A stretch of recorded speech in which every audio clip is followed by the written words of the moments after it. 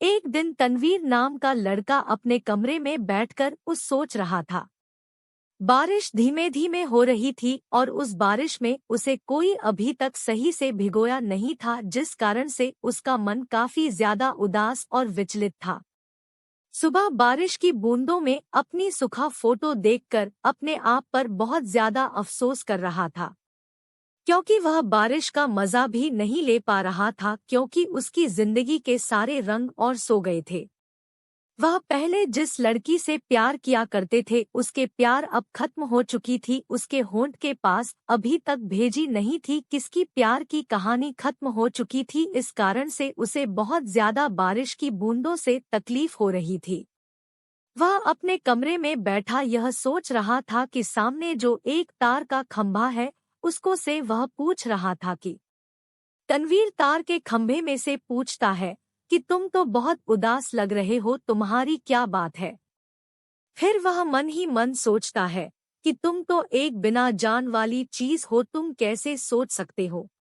बारिश काफी ज्यादा तेज हो रही थी। तेज बारिश में उसे बहुत ज्यादा किसी की याद आ रही थी और वहां अपने होठों को अपने हाथों से दबाते हुए कहता है कि कब तक मैं यूं ही ऐसे बैठा रहूंगा अकेले।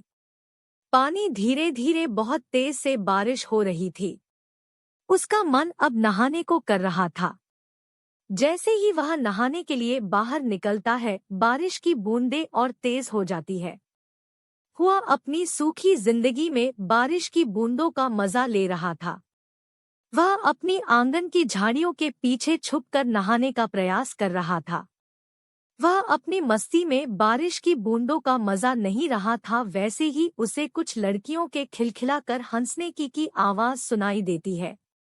तनवीर अपनी आंगन की झाड़ी से दूसरी तरफ देखता है तो उसने पाया कि दो लड़की अपनी छत पर बेहद ही सुंदर लड़की नहा रही थी। दोनों लड़की के पतले कपड़े उसके शरीर की बनावट को पूरी तरह से दिखा दे रहे थे। तनवीर की सोच तो इस तरह के बिल्कुल भी नहीं थी, लेकिन उसकी उम्र अब लगभग 20 साल से बाहर हो चुका होगा।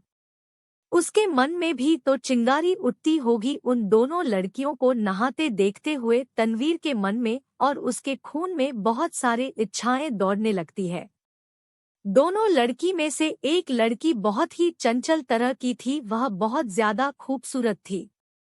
लेकिन जब वह नहा रही थी तो दोनों के मुकाबले चंचल लड़की के कपड़े और भी ज्यादा पतले होने के कारण उसके शरीर के निचले हिस्सों की बनावट पूरी तरह से देख रही थी। यह देखकर तनवीर को मन ही मन बहुत ज्यादा उत्सुकता होगी, तो वह उसी लड़की को बहुत देर से निहार रहा था। वह लड़की अपनी सहेली के साथ दोनों लड़के मिलकर खिलखिलाकर हंसकर नहा रहे थे। दोनों के बदलने के लिए ज्यादा खूबसूरत थे और दोनों के अंग इतना ज्यादा सुंदरता की तनवीर को देखते ही उसमें से एक लड़की सुनने का फैसला किया था। वह लड़की बहुत ज्यादा सुंदर से जब आधे कपड़ों में नहा रही थी तो उसकी सुंदरता की तो अलग ही बात हो सकती है। उसके कुछ देर बाद पानी का गिरना खत्म हो जाता है। दोनों लड़कियां अपने कमरे में चली जाती है।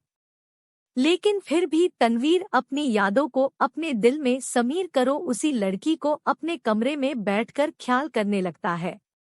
माना कि वह लड़की को उसके घर के बिल्कुल नजदीक में ही रहा करते थे, लेकिन उसका कभी मन और लड़की को देखने के बाद लगा ही नहीं और ना ही वह लड़की दोबारा कभी उस छत पर देखी थी।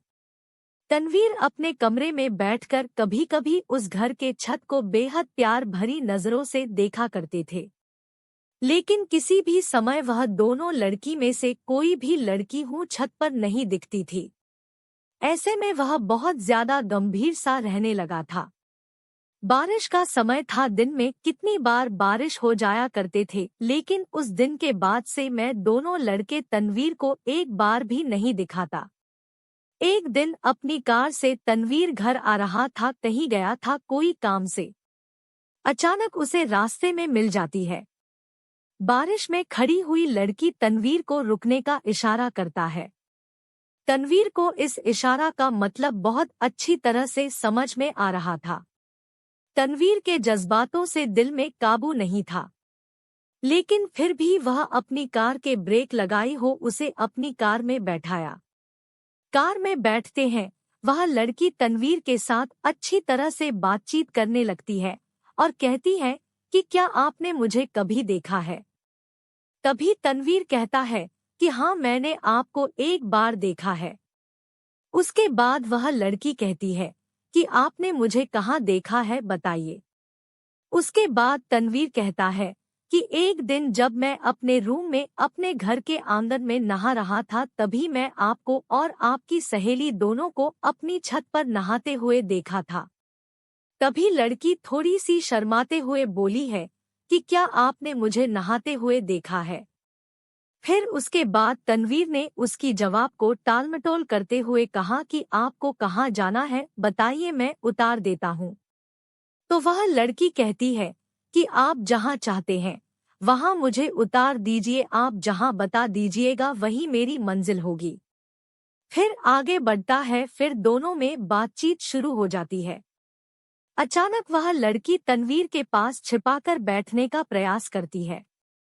उसके बाद तनवीर एक जगह गाड़ी रोककर अपनी होंठ में होंठ मिलाता है और दोनों को मिलकर एक दूसरे को एक साथ मिलकर किस करते हैं।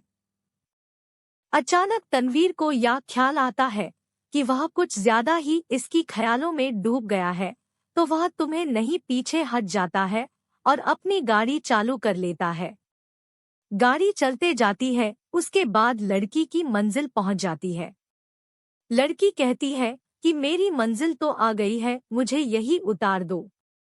उस जगह को देखते हुए तनवीर बहुत ज्यादा आश्चर्यचकित हो गया था क्योंकि वह जगह वैश्याओं और रंडियों का जगह था जहां पर वह लड़की भी उसी धंधा में काम किया करती थी। तभी वह लड़की उतरकर तनवीर से कहती है कि मैं यहीं पर रहती हूँ और हर शाम को यहाँ पर आती हूँ, अगर तुम्हें कभी आने का मन हो तो आ जाना। तनवीर बहुत ही गुस्से में अपनी कार की तरफ बढ़ता है और अपनी गाड़ी चालू करके अपने घर की तरफ निकल पड़ता है। जैसे ही वह अपने रूम में पहुंचता है उस समय भी बारिश हो ही रही थी। वह अपने रूम में बैठकर सोचता है कि मुझे अपनी जिंदगी में क्या सोचा था और क्या हो गया है। आज जो उसके साथ हुआ है उन्होंने अपनी जिंदगी में कभी कल्पना भी नहीं किया था।